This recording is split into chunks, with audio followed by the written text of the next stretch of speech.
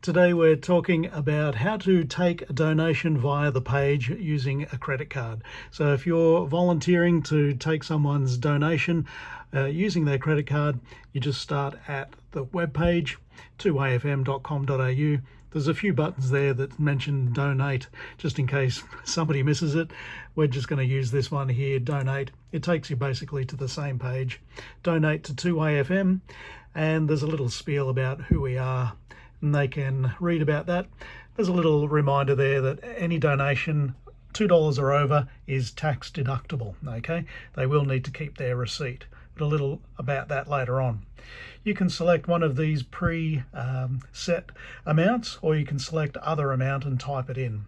So whatever you type in, it'll show down here at total. At the moment I haven't typed anything in, so I'm going to select one of these, $200, and it'll show it down there. If they then change their mind and decide they want to make it 25 instead, we're going to type it in there, 25. Okay, so we need their name because we need to make sure that we type everything in correctly. Alrighty, and so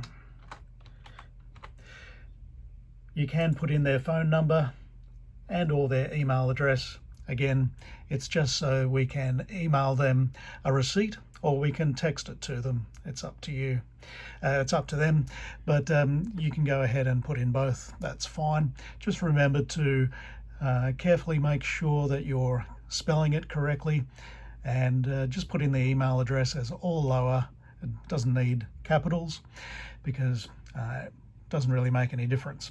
So just make sure you double check that the email address is correct if they choose to put it in there. And you can also ask them, why have you decided to donate today? So it's always interesting to get those responses, because we can have a look at those later on. Okay, so once you've got their contact details, you'll need to double check that it'll have the correct amount there, and just confirm with them. So that's $25, and that, you know, you may have heard it incorrectly the first time. And with the credit card name, it must be the card holder's name. All right, and so that may appear as their first and last name. It may be first name and middle initial, or it might be the whole first name, middle name and surname. Whatever it appears as on the card, you should put that in there as well. So just point that out. It needs to be exactly how it appears on their card. Then the card number, don't worry about spaces, it'll put the spaces in there for you. It must be 16 digits. And the card number will end up going red if it's not correct. So if you start out correctly, it'll say, yep, that's fine. And if you start typing numbers, and if it's not the correct sort of number, it'll show you in red, and it'll say, no, put a valid number in. So you may have to check again and ask them what the correct number is if it shows up red there. The same if you put in an incorrect date. If you are putting in 13, that's not going to work because there's no such thing as 13. And 23 was last year, so it's not going to work. And if you put that in, it's also going to show you that there's no such month as 13. It's going to go black when it's acceptable. Then the CVV is what you need to put in. That's the 3-digit code at the back of the card. Okay, and so you just need to make sure that that is on there as well.